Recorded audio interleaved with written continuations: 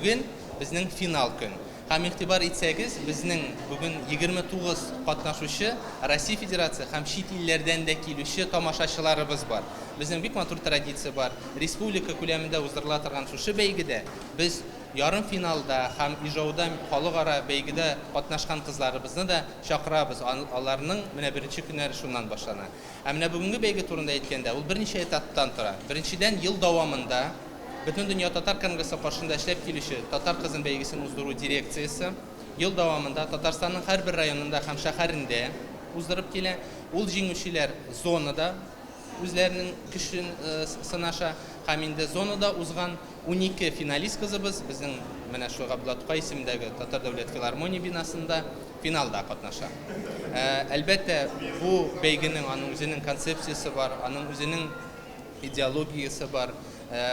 Әйтергә яраталар бик күбесе татар кызы матурлык бәйгесе. Әлбәттә, ул матурлык бәйгесе, ләкин тышкы матурлык белән ичке матурлыкның, рухи кыйммәтләрнең булуы һәм гомумән безнең милли яшәешебезне, гореф-гадәтләребезне, йолаларыбызны, гүзәл затларыбыз аша күрсәтү шушы сәхнәдә төп максаты булып тора.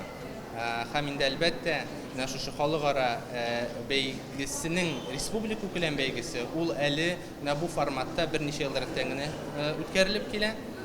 Без аны беренче тапкыр 16 елда уздырган идек. Менә инде быел ул шундый үзенчәлеге белән беренчедән катнашучыларның алар ел сайын үзләренең камилләшә баралар һәм районнар, шәһәрләрдә, хакимиятләрдә бу эшкә инде бу эшнең кирәклеген аңлап эш итә. Бөтен татар конгрессы, чөнки башлап җибәргән бу эшнең инде ул тулы бер хәрәкәткә әверелде.